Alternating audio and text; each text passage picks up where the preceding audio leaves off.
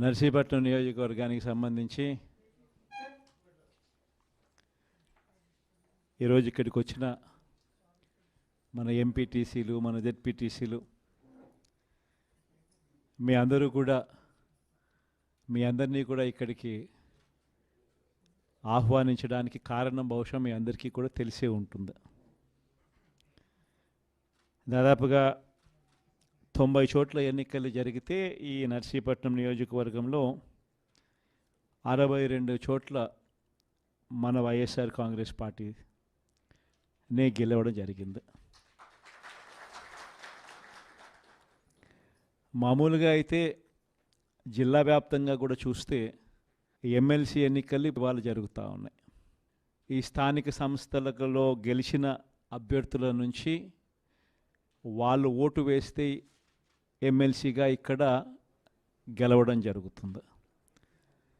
అలాంటప్పుడు మన పార్టీ తరఫున, మన పార్టీ బీఫామ్ మీద, మన పార్టీ జెండా మీద, మన పార్టీ తరఫున గెలిచిన వాళ్ళు దాదాపుగా 600 చిల్లర మంది మన పార్టీ తరఫున గెలిచిన వాళ్ళు ఉంటే, తెలుగుదేశం పార్టీ తరఫున గెలిచిన వాళ్ళు కేవలం 200 చిల్లర మాత్రమే ఉన్నారు. అంటే మనకు వాళ్లకు మధ్య తేడా 387 స్థానాలు మనకు వాళ్లకు మధ్య తేడా ఉంది. మరి ఇంత తేడా ఉన్నప్పుడు మామూలుగా ఎవరు పోటీ పెట్టకూడదు. ఎందుకనంటే ఈ ఎన్నికలు జరిగిందే ఆ పార్టీ గుర్తు మీద, ఆ పార్టీ సింబల్ మీద గెలిచిన వ్యక్తులు ఓటు వేసే ఎన్నిక ఈ ఎన్నిక. అలాంటప్పుడు మెజారిటీ లేనప్పుడు ఏ ఒక్కరూ కూడా పోటీ పెట్టడానికి అసలు ముందుకే రాకూడదు. ఎందుకనంటే మెజారిటీ లేనప్పుడు కూడా పోటీ పెట్టే కార్యక్రమం జరుగుతూ ఉంది అని అంటే దాని అర్థం ఏమిటి?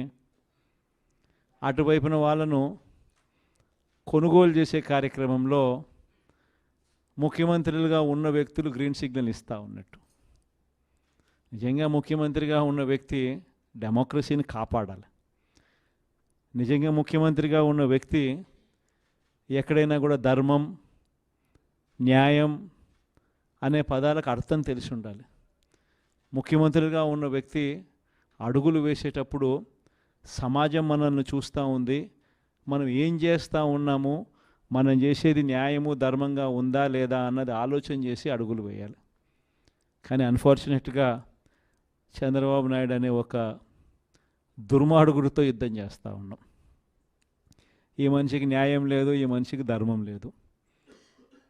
ఈ మనిషి తన స్వార్థం కోసం ఏమైనా చెబుతాడు, తన స్వార్థం కోసం ఏమైనా చేస్తాడు. అలాంటి వ్యక్తితో మనం యుద్ధం చేస్తూ ఉన్నాం. ఈరోజు జరగబోయే ఎన్నిక కూడా ఇంచుమించు అలాంటి ఎన్నికే జరగబోతూ ఉంది.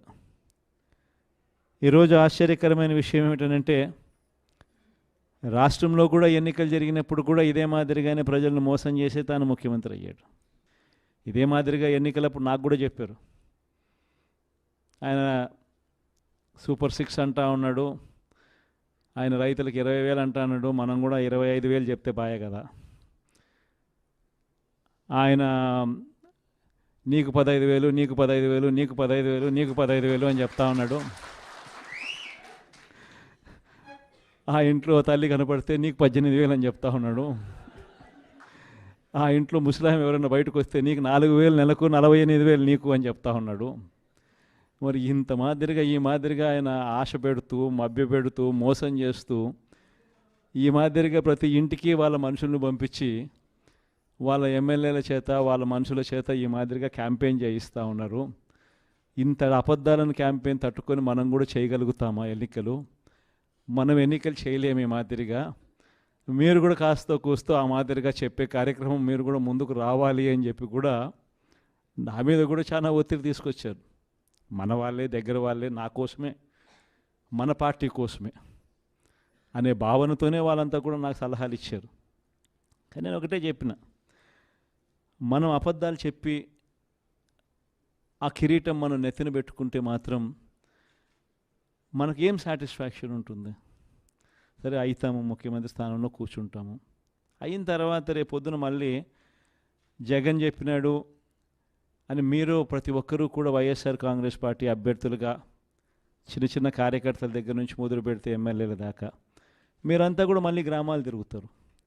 తిరిగినప్పుడు మీ పార్టీ చెప్పింది, మీ జగన్ చెప్పినాడు ఇవన్నీ చేయాలి, ఇవన్నీ చేస్తాను అని చెప్పి, మరి అవన్నీ చేశాడా, అబద్ధాలు చెప్పి మోసం చేశాడు కదా అని చెప్పే మాట మీలో ఏ ఒక్కరూ అనిపించుకోకూడదు అని కాలర్ ఎగిరేసి మా పార్టీలో ఉన్న ఏ కార్యకర్త అయినా కూడా, మా పార్టీలో ఉన్న ఏ నాయకుడైనా కూడా ఒక మాట చెబితే ఆ మాట మీద నిలబడతాం అన్న నమ్మకం, భరోసానే వైఎస్ఆర్ కాంగ్రెస్ పార్టీ అని చెప్పి కాలర్ ఎగిరేసి చెప్పుకునే పరిస్థితి ప్రతి గ్రామంలో ప్రతి కార్యకర్తకు ఉండాలి. దానికోసమే నేను తాపత్రయపడ్డా.